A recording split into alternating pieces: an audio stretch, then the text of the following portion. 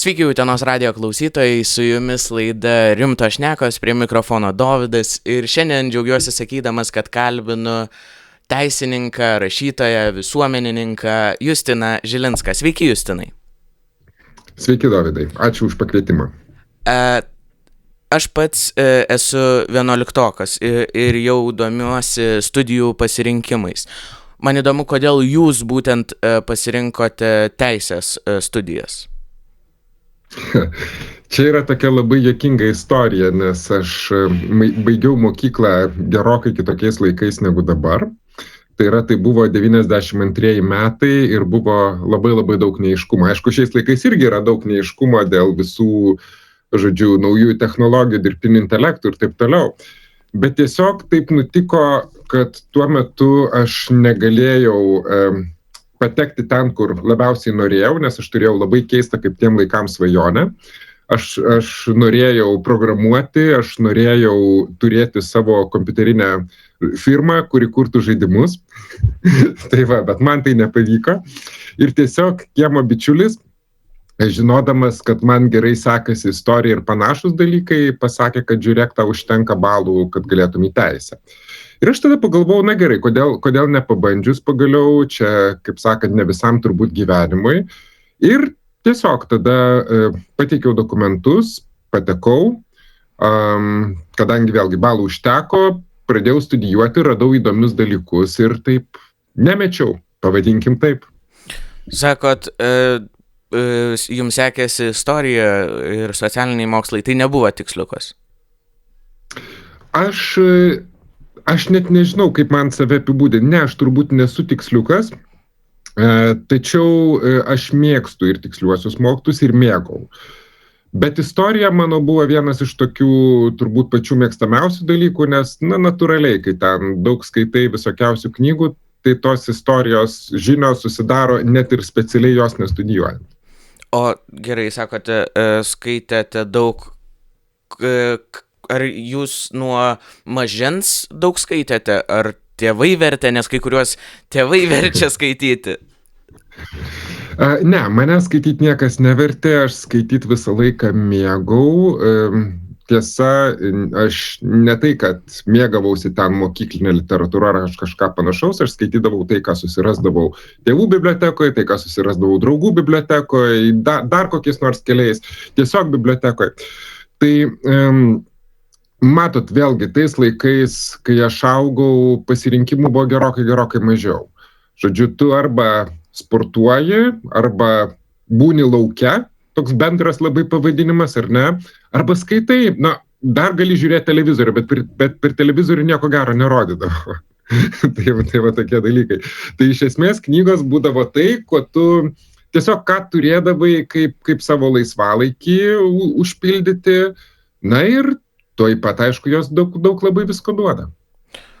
Jūsų gyvenime yra ir teisė, ir kūryba. Ar jos labiau konfliktuoja, ar papildo vieną kitą? Kurį laiką galvojau, kad konfliktuoja, bet dabar kuo toliau, tuo labiau galvoju, kad papildo, nes ir vienas, ir kitas dalykas, kadangi aš nesu grynasis praktikuojantis teisininkas, aš dėstau. Kitaip tariant, tai rašydamas knygas aš pasakoju istorijas, aiškindamas studentams dalykus arba padėdamas jiem rašyti darbus ir taip toliau. Aš iš esmės irgi pasakoju istorijas, tik tai šiek tiek kitų kampų ir su kitokia metodologija, pavadinkim taip, kad reikia šaltinių, reikia dokumentų ir visų kitų dalykų. Tai aš manyčiau, kad rašymas, bet kuriuo atveju teisėje rašymas, gebėjimas rašyti tikrai tik padeda, o nekenkia. Labai įdomu, sakot, mokot, labai įdomu, kaip pakrypot į tą tokį akademinį kelią. Į akademinį kelią pakrypau matyt natūraliai, čia jau giminės ženklas, kadangi ir mano tėtis, ir mano mama, jie abu buvo dėstytojai.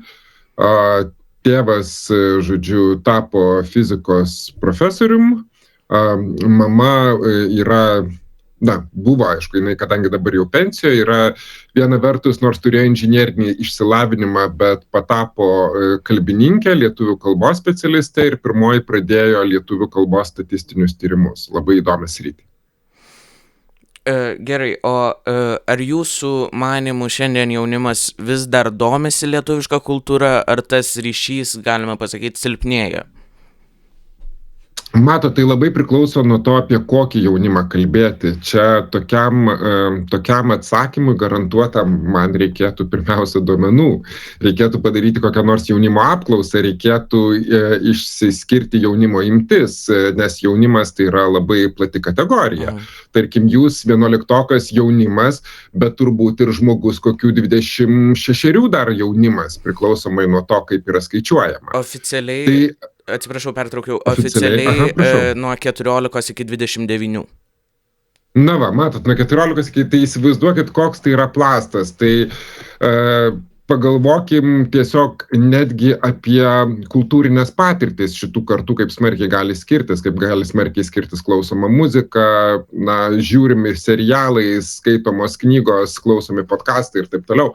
Tai labai sunku pasakyti. Aš tai kaip tik matau pastaruoju metu tą etinės kultūros labai didelį gyvybingumą, ar mes kalbėtume, tarkim, apie tokį fenomeną kaip Mėnuo juodaragis festivalis, ar ne, kurio nebuvo ir visiems labai labai pritrūko, arba pasižiūrėkim, kas populiarioje scenoje dedasi, kaip daug toliau tarmių ir regionalizmo tam tikras atgimimas, ten Austėja su žiauriai graži žeima, arba Rokas Kašėta su dzūkiška visa kultūra.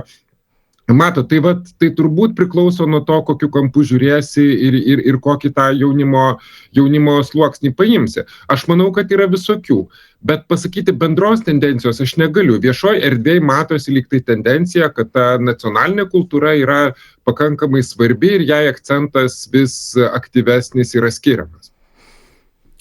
O jeigu galėtume duoti vieną kokią nors knygą, rekomenduoti jaunam žmogui, kokią rekomenduotumėt ir kodėl? Vėlgi, tai labai priklauso nuo žmogaus. Labai sunku duoti tokias bendrasias rekomendacijas, labai priklauso nuo to, kaip žmogus skaito, kiek žmogus skaito ir ką žmogus skaito. Kai manęs klausia, kokia man labiausiai patinkanti knyga ar patikusi knyga, aš iš karto turiu tokį paruoštą atsakymą, kurį visą laiką šaunu, tai yra Umberto Eco Foucault Švytuoklė. Bet tai yra tokio storio knyga. Kitaip tariant, žmogus, kuris nori ją skaityti, jisai turi nusiteikti, kad puslapių bus daug, tekstas nebus paprastas.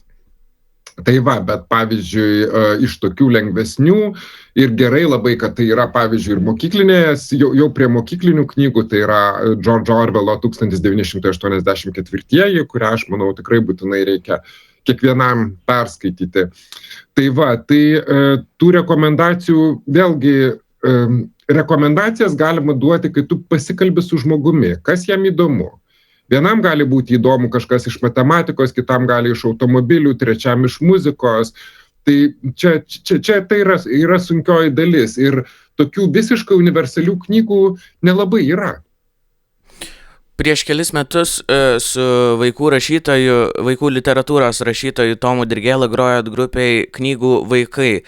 Mes ir toliau grojam. Ir dabar grojat. Norėjau paklausti, ar šis projektas dar gyvas ir ar tai liko kaip tokia labai graži patirtis?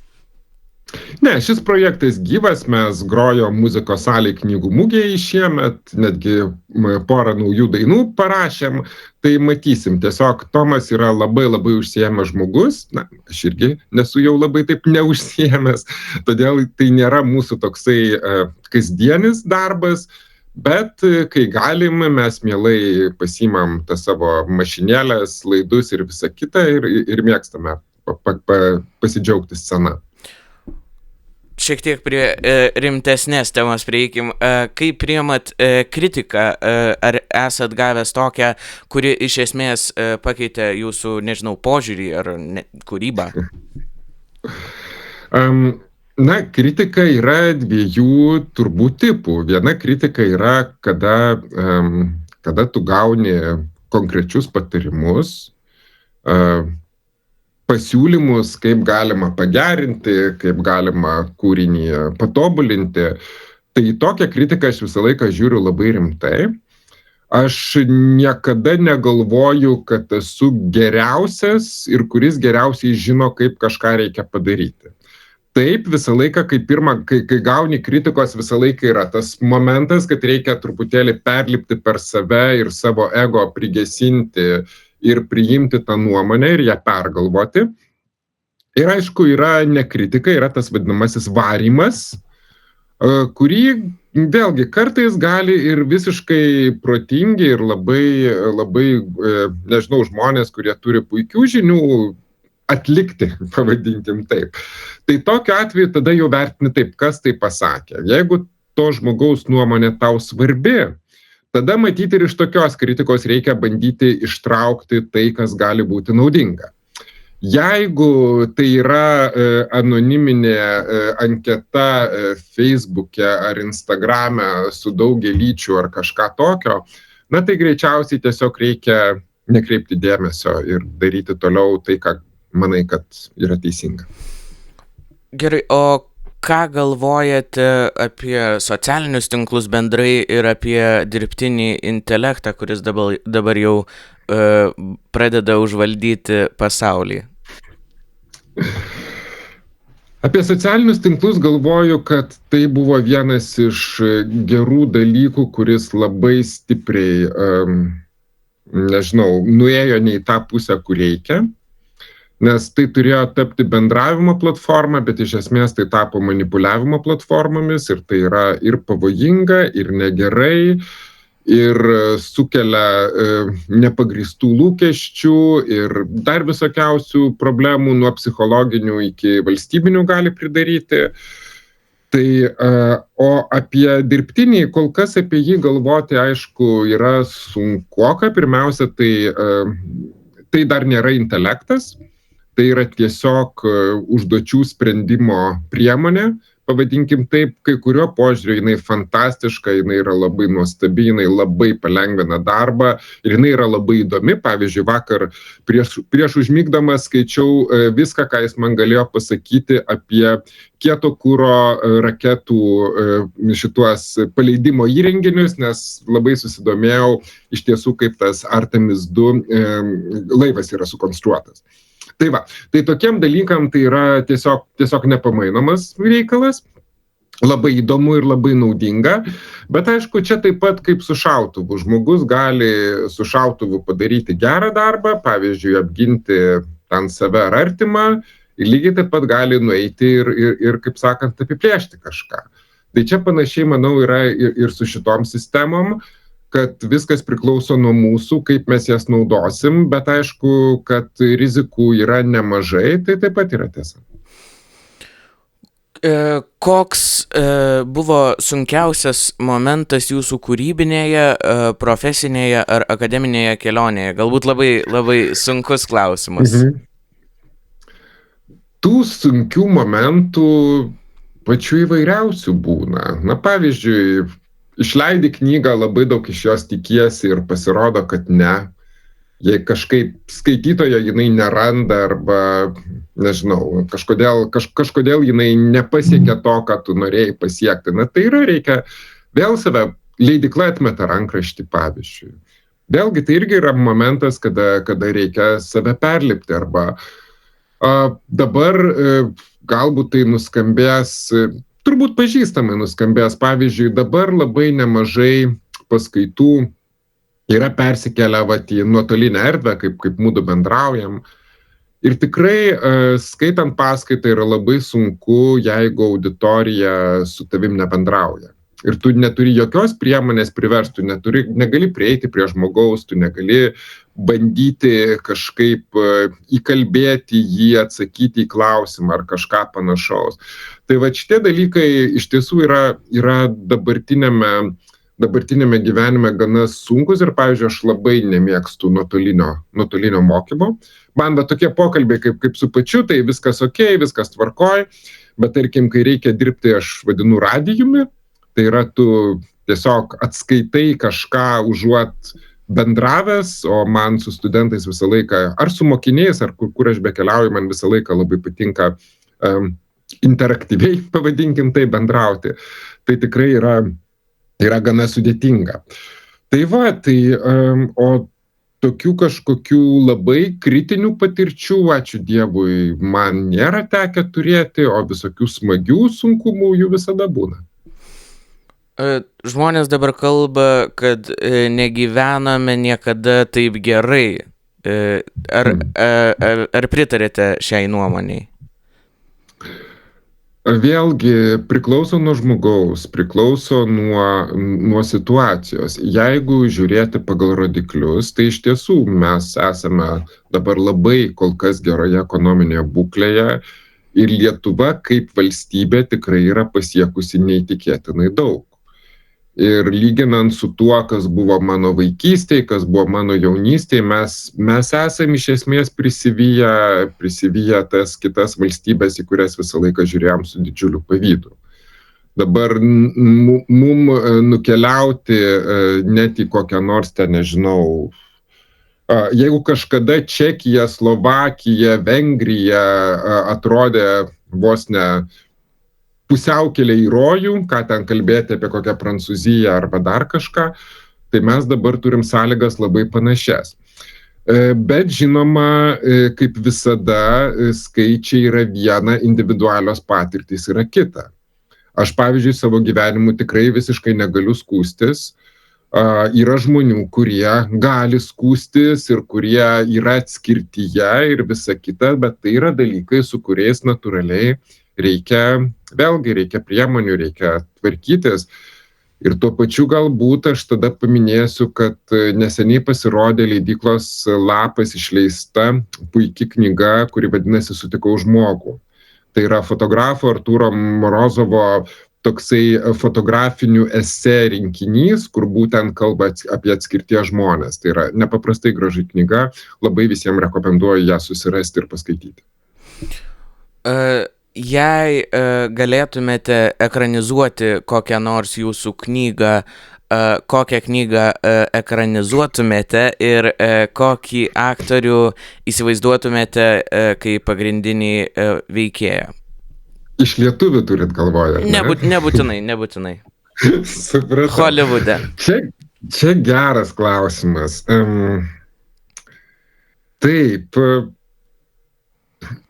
Taip, visai įsivaizduoju, aš dabar truputėlį pasireklaminsiu, visai įsivaizduoju, štai, čia yra naujausia mano knyga, jinai vadinasi Tylenė, truputį apvirtas vaizdas, visai įsivaizduoju šitos knygos ekranizaciją, nes jinai yra apie 12-okę merginą, kuri turi išspręsti savo vaikino paslaptingos žūties istoriją. Tai čia galėtų netgi būti lietuviškas serialas, vykstantis Vilniuje, kadangi ir vietos yra konkrečios ir visa kita. Dabar kas galėtų suvaidinti pagrindinį vaidmenį, čia truputėlį sudėtingiau, nes aš jaunųjų lietuvių aktorių žinau labai nedaug, bet galbūt kas nors galėtų būti arba iš Keistuolių teatro, kas nors iš jaunosios kartos. Tai va, o jeigu realiai, tai labiausiai norėčiau, kad būtų ekranizuota mano storoji knyga, kuri vadinasi Bėgliai, kuri pasakoja apie 20-ojo amžiaus pradžios dviejų jaunuolių iš Lietuvos kelionę į Jungtines Amerikos valstijas. Tai yra, kaip iš Rusijos imperijos jiem reikia pabėgti ir kažkaip nukeliauti iki Amerikos, ką darėm mano senelių, jūsų prosenelių karta ir panašiai. Tai ta istorija tikrai yra ir įdomi, ir joje labai daug visko vyksta, bet aišku, biudžetas jai ten turi būti milžiniškas, nes reikia ir transatlantinio lainerio, ir senųjų traukinių, ir begalės masuotės ir taip toliau. Tai būtų labai smagu. Tai tenai vėlgi galvoju, kas galėtų būti iš tos jaunosios kartos, kas galėtų vaidinti, ir turbūt aš juokais pasirinksiu tuos aktorius, kurie vaidina spektaklyje Mano Vilnius mano, pagal mano knygą. Tai yra Lukas Auksoraitis ir Indrė Vėlyvytė. Tai jeigu jie galėtų atlikti Jokūbo ir Veronikos vaidmenį, man atrodo, būtų viskas labai gerai. Paskutinis mano klausimas labai paprastas, bet labai svarbus. Kodėl ši diena gera? Kodėl ši diena gera? Pirmiausia, tai geras oras ir labai gaila, kad Velykom žada šiokį tokį oro pablogėjimą. Antra, esu sveikas ir tai, manau, daugelį iš mūsų taip pat yra labai svarbus dalykas. Trečia, sulaukiau netikėto pakalbinimo iš regioninės radijos stoties ir žmogaus, kurio nepažįstu, bet su kuriuo dabar susipažinau šiek tiek. Tai irgi yra labai smagu.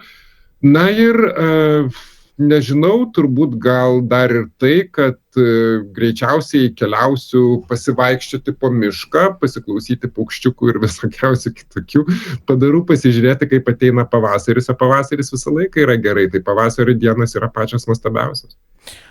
Ačiū labai, Justinai, už pokalbį. Ačiū, Dovydai. Ačiū klausytojai, kad klausėte, su jumis buvo laida Rimtos šnekos, prie mikrofono Dovydas. Šiandien kalbinau teisininką, rašytoją, visuomenininką Justiną Žilinską.